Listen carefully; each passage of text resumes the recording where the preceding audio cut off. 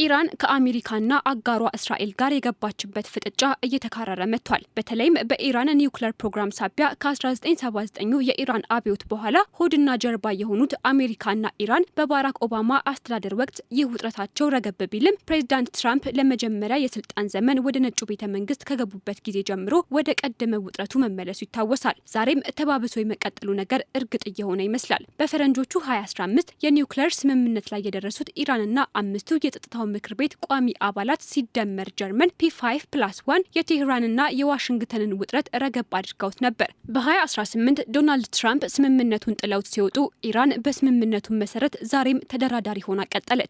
ትራምፕም በመጀመሪያው ዙር የፕሬዝዳንትነት ዘመናቸው ማዕቀቡን አጠናክረው ቀጠሉ። ዛሬም የሚያደርጉት ይህንኑ ሆነ። በተለይም አሁን ላይ እስራኤል ከሐማስ ጋር በጋዛ ምድር ከገባችበት ጦርነት ጋር ተያይዞ ከፍልስጤማውያን ጎን መቆም አለብኝ ያለው የኢራን መንግስት በእስራኤልና አጋሯ አሜሪካ በጠላትነት ተፈርጇል። ከትላንት በስቲያ የአሜሪካው ፕሬዝዳንት ትራምፕ ቴህራን በኒውክሌር ፕሮግራሟ ዙሪያ ከዋሽንግተን ጋር ውይይት ለማድረግ በ2 ሳምንታት ጊዜ ውስጥ ለድርድር ተቀምጣ ከስምምነት ካልደረሰች ከዚህ በፊት ታይቶ በማይታወቅ ሁኔታ በቦምብ ትመታለች፣ እንዳልነበረች ትሆናለች ማለታቸው ውጥረቱን አባብሶታል። ትራምፕ ወደ ነጩ ቤተ መንግስት ከተመለሱ ወዲህ ግልጽ ወታደራዊ እርምጃ ወስዳለሁ ሲሉ መዛታቸው አሳሳቢና ከፍተኛ ውጥረትን የፈጠረ ማስጠንቀቂያ ተደርጎ ተወስዷል። በዛ ላይ የኢራኑ ፕሬዝዳንት ማሱድ ፔዜሽኪያን ከአሜሪካ ጋር ቀጥተኛ ድርድር አናደርግም በተዘዋዋሪ ካልሆነ በስተቀር ማለታቸው ሁለቱ ሀገራት የገቡበትን የዲፕሎማሲ ውጥረት ይጠቁማል።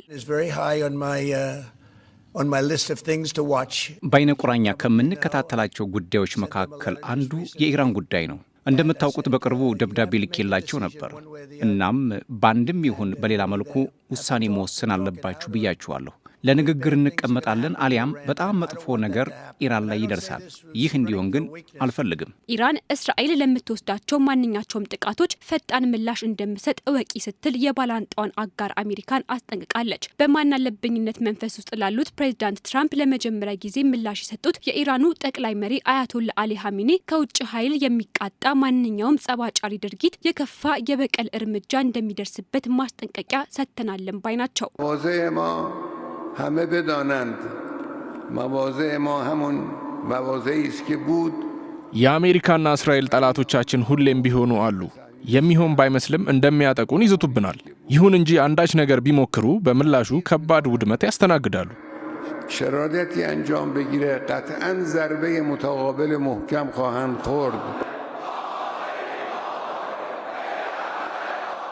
በመንግስታቱ ድርጅት የሀገሪቱ አምባሳደርና ቋሚ ተወካይ አሚር ሰኢድ ኢራቫኒ ለድርጅቱ ዋና ጸሐፊ አንቶኒዮ ጉተሬዝና ለጸጥታው ምክር ቤት ፕሬዝዳንት ክሪስቲና ማርከስ ላሰን ይህንኑ በተመለከተ ደብዳቤ አስገብተዋል። ትራምፕ ወታደራዊ ጥቃት እንሰነዝርብሻለን እያሉ እየዛቱብኝ ነው፣ ለደህንነቴ ስጋት ገብቶኛል ይላል አቤቱታው። ከዋሽንግተንና ቴልአቪቭ ለሚቃጡብኝ ማንኛቸውም የጠባጫሪ ድርጊቶች ፈጣንና ወሳኝ ምላሽ እንደምንሰጥም ዓለም ይወቀው ሲሉ አስጠንቅቀዋል። አያቶላዎቹ በእውር ጥላቻ በሀገሪቱ ሉዓላዊነት፣ የግዛት አንድነትና ብሔራዊ ጥቅም ላይ ለሚቃጣ ማንኛውም አይነት ጥፋት ሙሉ ለሙሉ ተጠያቂዋ አሜሪካ ትሆናለች ባይናት ኢራን ለቀጠናው ሰላም፣ መረጋጋትና ደህንነት ጽኑና ቁርጠኛ ሆና እንደምትቀጥል እንዲሁም ለግጭት መባባስ ምንም ፍላጎት እንደሌላት ገልጸዋል። አምባሳደሩ ጉዳዩን በተመለከተ አናዶሉ ያነጋግራቸው የኢራኑ ሁለንተናዊ መሪ አያቶላህ አሊ ሀሚኒ አማካሪ አሊ ላሪጃኒ ኢራን በአሜሪካ አሊያም አጋሮቿ ጥቃት ከተቃጣባት የኒውክሌር መሳሪያዎቿን ለመጠቀም እንደምትገደድ ገልጸዋል። ኢራን ኒውክሌር ለመታጠቅ የሚያስችላትን የ60 በመቶ ዩራኒየም አቅም ማበልጸጓን የሚያስታውሱት ምዕራባውያን በአንድ ሳምንት ውስጥ የአቶሚክ ቦምብ ባለቤት እንደምትሆንም አረጋግጠዋል። የዓለም አቀፉ የአቶሚክ ኃይል ኤጀንሲ ዋና ዳይሬክተር ራፋኤል ግሮሲም ይህንኑ አረጋግጠዋል።